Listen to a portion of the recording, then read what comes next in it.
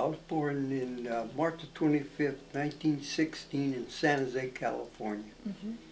And lived in Milpitas until 1925 when my parents then moved to the city of San Pablo in June the 10th or 12th of 1925.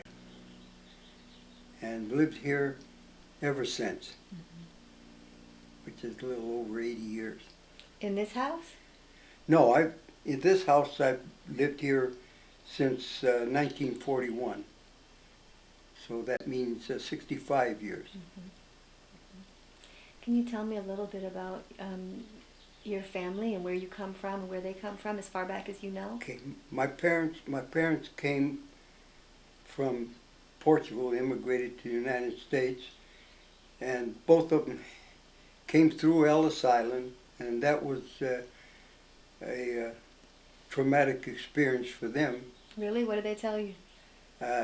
Well, they had to go through all of the rules and regulations of immigrants coming into the United States, and I think that the most fearful thing, especially for my mother, was the fact that they had to have the physical examinations, and of course, if they failed the examination, they went back to Portugal.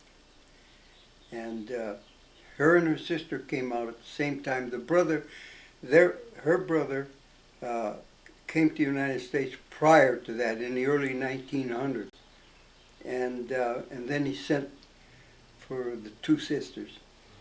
And my dad was already courting my wife, my mother rather, in Portugal at that time, and then he came over maybe a year later, and they were married in 1915, I believe.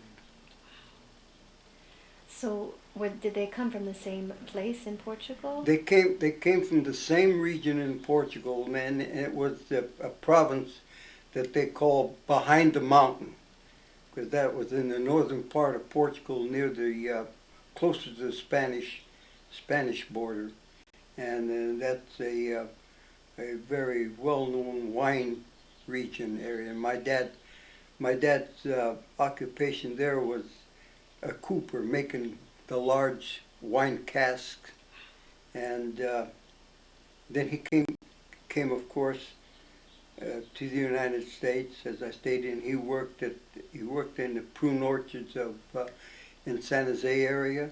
He also worked for the Southern Pacific Railroad Company at that time, and then in 1925 is when we moved to San Pablo, because my mother's sister lived.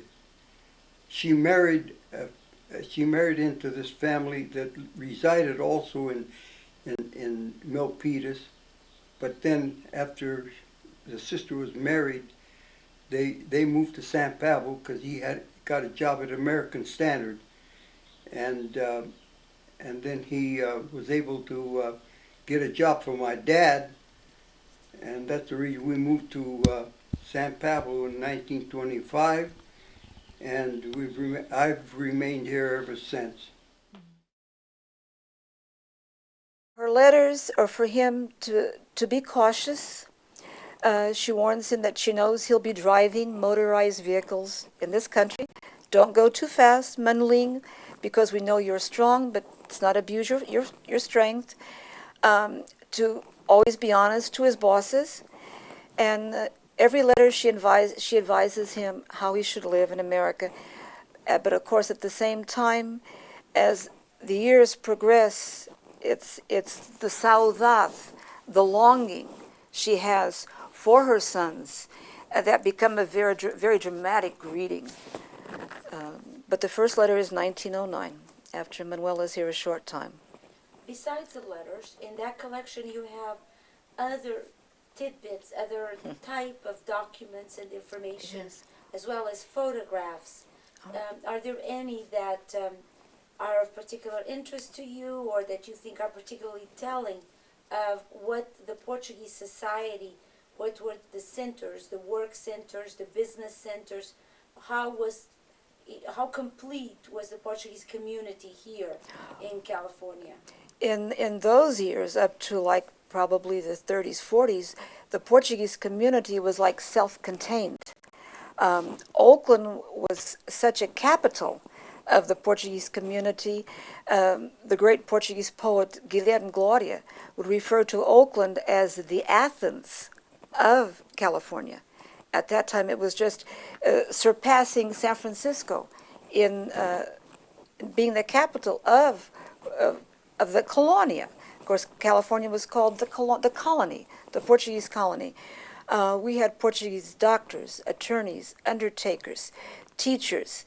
The Portuguese community that revolved around St. Joseph's Church, 8th and Chestnut in Oakland, was so contained in itself, they didn't have to leave the community for communication, because everyone spoke Portuguese, everyone communicated in their language. There was Portuguese publications. Oakland was such a developed place for the Portuguese. In fact, when I did the history for the UPPEC, when they celebrate their 100th anniversary in 2001, they would call any outsider who did not speak Portuguese, o estrangeiro. They would be the stranger. So not them, they were immigrants in this new land, but they felt so comfortable in their environment that everyone else was the stranger.